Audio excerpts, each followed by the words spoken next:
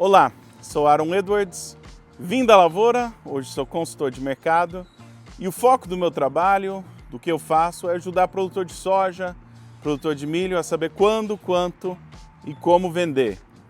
Se você procura esse tipo de ajuda, então segue o canal, segue o perfil, aperte o sininho para receber as notificações. Bem-vindo, você está no lugar certo. Esse é o quarto vídeo de uma série de 4 vídeos no YouTube, onde eu tenho falado o porquê que eu acredito que todo produtor de soja e de milho deveria ter um consultor de mercado que eles gostam, que confiam tanto em índole quanto em competência.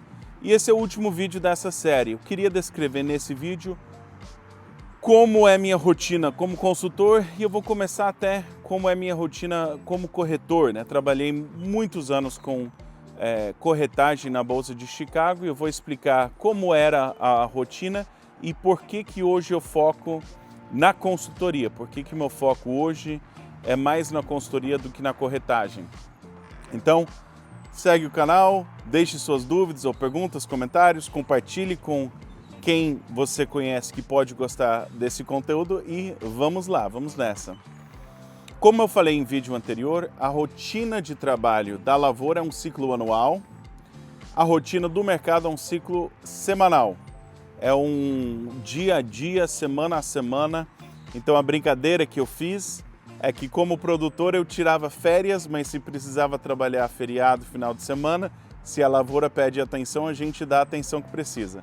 Como consultor de mercado, eu tiro final de semana, eu tiro um feriado, mas faz anos, desde que eu estou nessa indústria, que eu não tiro férias por mais do que uns 3 dias, né? Até viajando ou enfim, sempre ligado no mercado, sempre trabalhando, porque o mercado não fecha, então não dá para se distrair, não dá para sair. Então, hoje eu posso descansar num final de semana, apesar de que eu estou aqui gravando, mas eu posso descansar num final de semana, mas quando o mercado está aberto, tem que dar atenção ao mercado e aos clientes, e o mercado está aberto, né, toda semana, então tem esse foco, essa atenção, esse ritmo. Um pouquinho sobre como era o dia a dia enquanto eu trabalhava com corretagem na Bolsa de Chicago, e eu vou falar um pouco da rotina de trabalho como consultor, e para terminar, que tipo de trabalho, vou dar alguns exemplos. Obviamente eu prezo muito pela privacidade dos meus clientes, não vou citar nada específico, mas eu vou dar alguns exemplos práticos de como essa consultoria acontece na prática, né? Para entender os exemplos disso. Primeiramente, trabalhando com corretagem, como é que era? Segunda-feira, na realidade começa domingo à noite, né? Domingo à noite abre o pregão noturno. Eu entro até hoje, vamos só ver a negociação do pregão de domingo à noite, porque eu preciso poder priorizar minha segunda-feira. Quase toda semana, a exceção é quando tem um mercado climático, algo mais volátil, quase toda semana não tem grandes surpresas no pregão do domingo à noite, então segue uma rotina normal da segunda-feira que eu vou já descrever. Quando tem uma movimentação no pregão da domingo à noite, segunda de manhã, a primeira prioridade é entrar em contato com os clientes e falar se é que tem alguma posição para administrar ou ajustar. Então assim, pregão noturno, né? Vamos ver como é que abriu domingo à noite, aí domingo, segunda de manhã, primeiro horário, dá mais uma verificada e já entra em contato que começou a semana a todo vapor. Isso é a exceção, não a regra, então normalmente na segunda de manhã trabalho com produtores e a rotina normal de todo mundo segunda de manhã geralmente é vamos colocar a semana para andar, né? Vamos cuidar de todas as tarefas, tudo, então geralmente segunda de manhã, às vezes tem um contato aqui e ali, mas pelo menos as primeiras horas separo para dar uma lida no mercado, alguma coisa aconteceu no final de semana, faço minha análise técnica, tem alguma posição, tudo. Aí todo dia eu preciso ter uma opinião sobre o mercado. A postura de falar, esse é um mercado que, né, pede ação, posso esperar, ou, né, devo fazer algo? Se sim, o que eu devo fazer? Ou eu posso esperar? Todo dia eu acordo com isso em mente. Devo fazer algo? Se sim, o que deveria ser feito? Ou a gente pode esperar mais um pouco. Trabalhando com corretagem, depois de feito a análise, aí tinha uma série de tarefas administrativas. Precisa ligar para cliente A, B, C ou D, porque precisa mandar um dinheiro para eles ou pedir um dinheiro para a conta deles. Aqui tem muita essa margem, né? Então eles mandam. Então tinha toda essa questão administrativa, fulano estava com uma posição que queria A, B, C ou D, então preciso entrar em contato, uma coisa bem administrativa mesmo, e tinha toda uma demanda disso, tanto lá atrás, né, com corretagem, quanto hoje focado em consultoria. Eu sempre tento, enquanto o mercado de Chicago está aberto, eu tento minimizar compromissos ou ter compromissos mais de curto prazo para qualquer cliente que precisa tomar uma decisão, precisa entrar em contato, não ter que esperar muito. Me esforço para ter esse retorno rápido. Uma reunião de 1 hora pode atrasar uma resposta em 1 hora, então procuro evitar, se possível, durante o funcionamento de Chicago, reuniões longas, compromissos longos que não vão permitir, ou se vai ter, aí eu saio da reunião, dou uma atenção para o cliente, enfim. Se é o funcionamento, aí administrar as posições. Por que que eu não estou fazendo corretagem no Brasil? Quem acompanha sabe que por vários anos dou entrevista, enfim, vários canais, e começou a ter uma demanda crescente, fala, Aron, você pode me ajudar com a comercialização? Então, tudo normal aqui nos Estados Unidos, mas eu fui descobrindo, com a corretagem e a consultoria, eu fui descobrindo que as demandas administrativas da corretagem faziam com que eu gastava grande parte do meu tempo ajudando produtores a resolverem os pepinos administrativos das posições deles, que não tem que ser feito, não estou de forma nenhuma falando que é um tempo mal gasto, mas é uma demanda de tempo. Também percebi que o que faz a maior diferença é a decisão do produtor, devo estar comprado ou vendido? Se eu devo estar comprado ou vendido, qual contrato? Independente do contrato, né, qual que é a minha estratégia de vendas no mercado físico?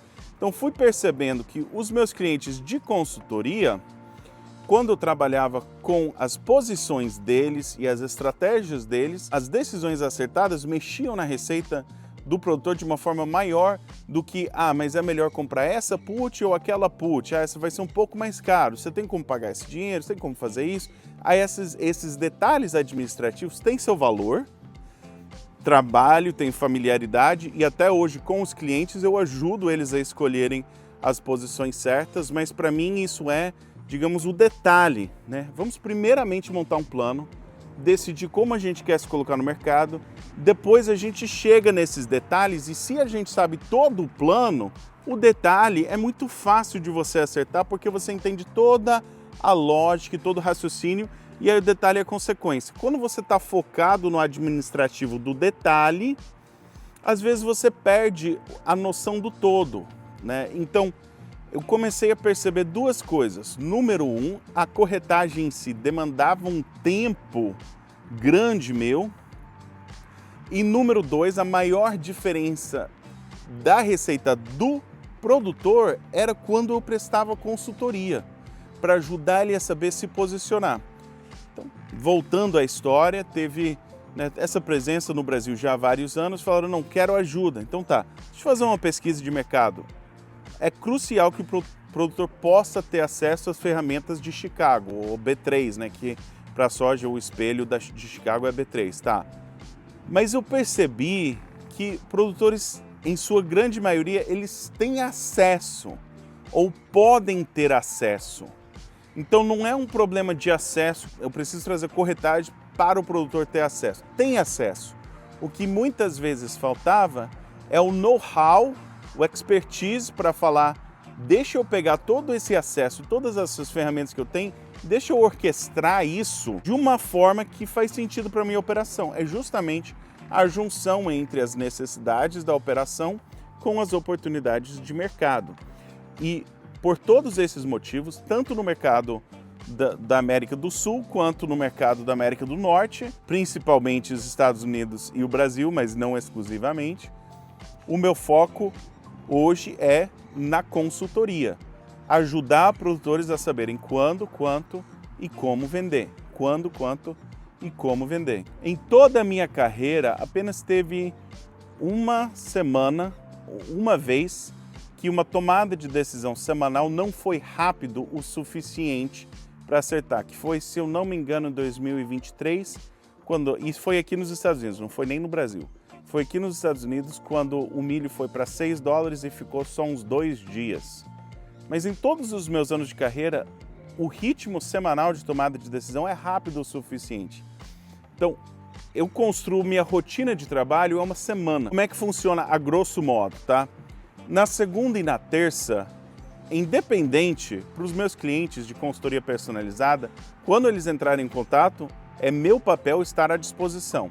Mas o meu foco na segunda e na terça é análise, pesquisa e eu também produzo relatórios que falam a minha opinião. Então, na segunda e na terça, o meu foco é ter uma opinião de mercado. Essa semana, os meus clientes precisam de ajuste, sim ou não? Qual que é o ajuste?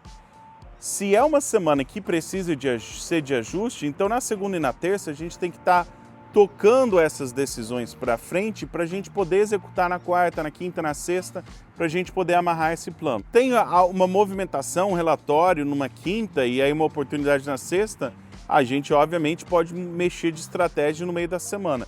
Mas via de regra, segunda e terça, é necessário um ajuste de estratégia, é necessário uma tomada de decisão e aí sempre eu estou pensando para os meus produtores. Se o mercado subir, qual que é o risco? Se cair, qual que é o risco? E aí todos os mercados, né?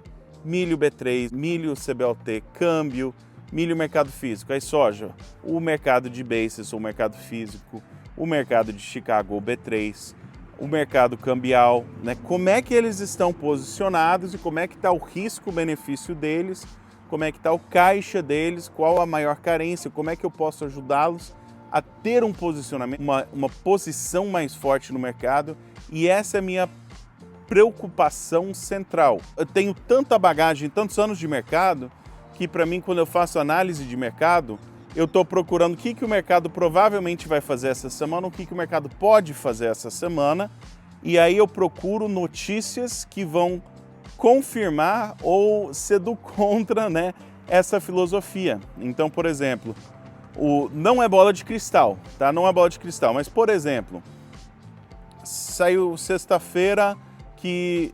Estou dando um exemplo hipotético, né? Tá? Os especuladores estão comprados soja e milho em Chicago. E se eles estão comprados, eles vão comprar mais ou eles vão abandonar a posição comprada? Se eles vão comprar mais ou eles vão abandonar a posição comprada, o que encorajaria eles a fazer um ou outro? Bom, como é que os especuladores pensam? Como é que os fundos de capital pensam? Eles se preocupam com inflação, eles se preocupam com o clima, eles se preocupam se tem risco de produção, eles se preocupam com uma notícia geopolítica. Eu sei o que os especuladores fizeram, o que eles vão fazer essa semana. Deixa eu fazer uma pesquisa para ver o que é mais provável que eles façam. E então eu não estou procurando, vai subir ou vai descer. Não, eu estou querendo saber especificamente como vai ser o comportamento dos especuladores. Aí eu corro atrás. Tenho minha resposta da semana. Segundo ponto, pressão de venda. Pressão de venda, aí tem produtores dos Estados Unidos, tem produtores do Brasil, vendedores de fato. Produtor de soja ou de milho do Brasil, produtor de soja ou do Paraguai ou da Argentina. Como é que os produtores estão pensando? Isso é um grande diferencial porque, pela ótica dos meus clientes, eu sei, de norte a sul, quem está mais preocupado em vender, quem está achando que vai subir mais, né? Eu tenho uma noção, aqui nos Estados Unidos, eu sinto muito isso, ou até mesmo eles falam, eu não vendo até, ou, poxa, se eu tivesse, eu venderia. Níveis de preço, necessidades de caixa, esse tipo de coisa, aí eu começo a construir como se fosse um produtor mediano dos Estados Unidos, um produtor mediano do Brasil, e aí falar como é que esses produtores vão agir. O que o produtor de soja do Brasil vai fazer? Bom, muitos deles que não se programaram e não venderam e estão com soja para vender, tem contas que vão chegar em fevereiro, março, abril, e essas contas, muitas delas são em reais por sacas. Então, a gente está num momento em que, se tiver uma desvalorização do real, provavelmente isso vai trazer pressão de venda em Chicago. Aí então vou estudar o câmbio, como é que está o câmbio. E assim por diante. Toda semana eu me coloco na posição dos principais compradores. A gente pode falar de demanda chinesa, né? Principais compradores, principais vendedores. Aí eu procuro notícias que confirmam ou não as hipóteses de como esses compradores vão agir, como esses vendedores vão agir. Eu construo uma opinião, uma visão de mercado. Falo, olha, essa é uma oportunidade que nós estávamos esperando para fazer A, B, C ou D. Aí eu entro em contato com os clientes. Temos uma oportunidade. E o contrário é verdadeiro, o produtor fala, olha, eu tenho uma necessidade, o que eu posso esperar? Bom, eu já tenho uma opinião de mercado, porque eu já formei essa opinião de mercado, então quando o produtor tem uma necessidade, fala, olha, a princípio, né, eu não ia recomendar A, B, C ou D, mas para a sua situação faz sentido, então a gente acha a melhor ferramenta, aí sim, até o detalhe, né? Vamos fazer uma operação em bolsa? Qual operação? Qual contrato? Qual detalhe? Aí detalhadamente até a gente chega no plano de ação específico. Pode parecer abstrato, mas eu queria narrar alguns exemplos muito pontuais que aconteceram de fato com clientes. Obviamente protegendo o sigilo de todo mundo, protegendo, né, a privacidade de cada um. Mas vamos voltar um ano atrás, janeiro, fevereiro, março de 2024. A soja Chicago bem pressionada, bem ruim, aquele medo que vai continuar caindo. E a gente fez um plano comercial, a gente falou, olha, muitas vezes nós temos uma situação em que no período do plantio dos Estados Unidos, Chicago nos dá uma oportunidade interessante.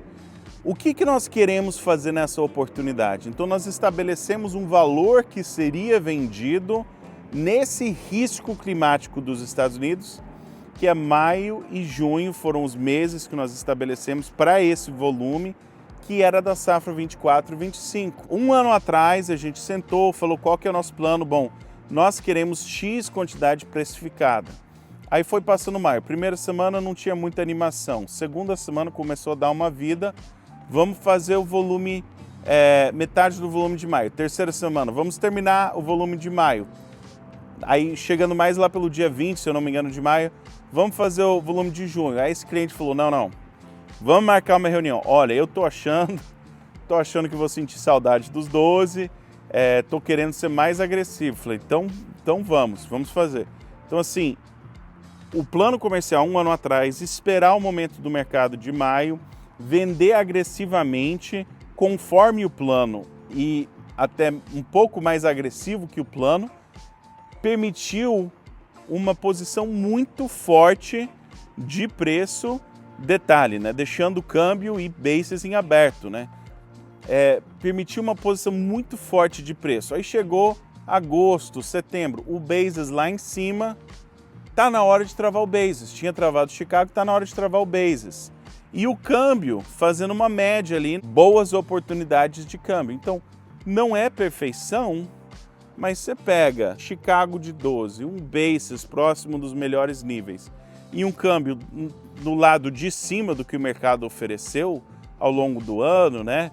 Nem que seja 5,60, 5,70, 5,80, nem que seja lá acima dos 6, mas próximo dos 6, é um baita de um preço em reais por saca na safra. É um baita de um preço. E tiveram vários clientes que a história foi mais ou menos essa. Ou fizeram a mesma estratégia de long basis, mas com soja disponível. Outro exemplo, e isso daí foi direitinho, plano comercial, um ano atrás. Então, se você está falando, nossa, está apertado, a pergunta que eu tenho é, tá, mas um ano atrás tinha cliente falando, preciso de ajuda de um consultor.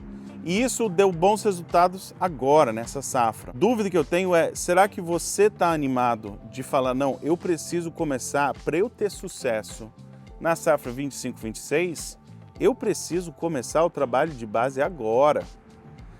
E também tem necessidades e carências dessa safra. Mas imagina só, as tomadas de decisão desse ano não vão só mexer nos resultados dessa safra, mas também na safra 25-26. E os bons hábitos disso vão carregar por muito tempo para frente. Fica a pergunta, o que você está esperando para conseguir ajuda, para correr atrás? Qual que é o receio, né? Outro exemplo, cliente, safrinha de milho. Olha, foi um ano difícil, preciso de caixa.